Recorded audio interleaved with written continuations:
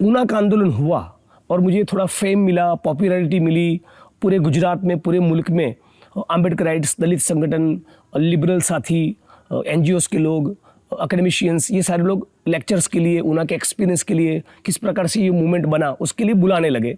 तो एक मेरा एक नेशनल प्रोफाइल बना।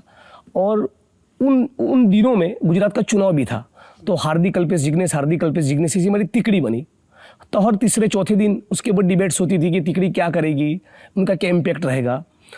तो वो एक जैसे कहते हैं ना कि लोग आते गए, कारवां बनता गया, उसी हिसाब से स्टेप बाय स्टेप मेरी मेन स्ट्रीम की पॉलिटिक्स में एंट्री हुई कि यदि बतौर एक्टिविस्ट मैं 2000 लोगों को यदि बीपीएल कार्ड दिलवा पा रहा हूँ, लेकिन यदि विधायक बनूँ तो शायद 20,000 को दिलवा पाऊंगा, राइट।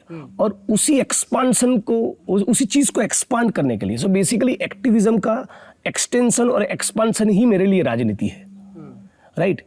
तो मैं यहाँ कोई सत्ता और संपत्ति के लिए आया नहीं हूँ, लेकिन जो सत्ता है उससे ज़्यादा लोगों की लाइफ को इम्पेक्ट किया जा सकता है। तो ये चीज़ मुझे मेन स्ट्रीम के पॉलिटिक्स में लेकर आई।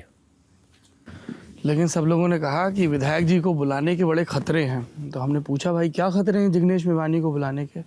बोले ये फुल टाइम एक्टिविस्ट रहता है, उसकी वजह से दिक्कत होती है। क्या दिक्कत होती है? बोले किसी ने इसको बुलाया शादी के लिए, तो वो शहनाई वाला अगर बजा रहा है और वो कुर्सी पर नहीं बैठा, नीचे बैठा है, तो ये जिग्नेश नीचे जाके बैठ जाएगा। फिर कहीं पे मूर्ति पूजा की बात हो रही तो इसमें ये अपना ज्ञान देगा कि नहीं सब ये बेकार है। तो लोग बोलते हैं यार तुझे बुलाया है, तू अपना चाय नाश्ता कर, शुभकामनाएं दे और निकल।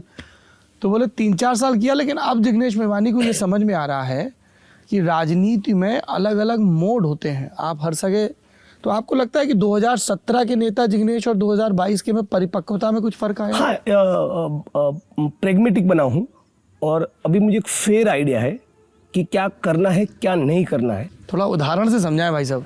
तो बेसिकली जैसे कि सिंपल मैं आपको बताता हूँ कि मैं चाहता हूँ कि पब्लिक हेल्थ का इंफ्रास्ट्रक्चर मेरी कॉन्स्टिट्यूंसी के जो पीएससी है, सीएससी है, उसमें दुरुस्त हो।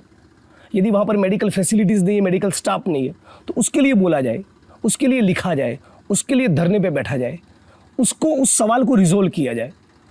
लेकिन जनता का एक बहुत बड़ा तबका है, उसको कोई फ़र्क नहीं पड़ता। उसको केवल इतना है कि भाई हमको फ़ोन करो, हमारे घर पे चाय पीने के लिए आओ, ऐसे ही गप मारने के लिए आओ।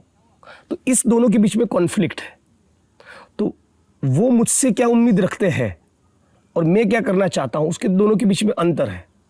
तो अब मैं ये कर रहा हूँ और जो आगे करना पड़ेगा और करूँगा कि मुझे जो करना है 1, 2, 3 चीज़, वो करने के लिए जनता को जो चाहिए XYZ वो पहले कर लेने का।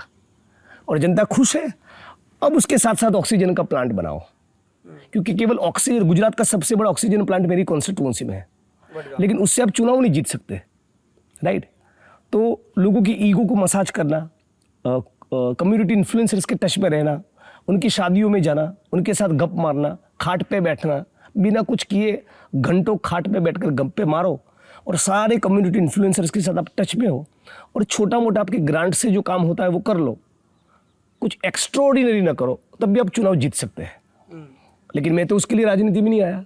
मेरी तो कॉन्स्टेंट ही अपने आप से ये लड़ाई है कि यार ये 1 साल में मैं 5,000 जीवन को इम्पेक्ट कर पाया, 10,000 क्यों नहीं, 15,000 क्यों नहीं, 50 लाख क्यों नहीं।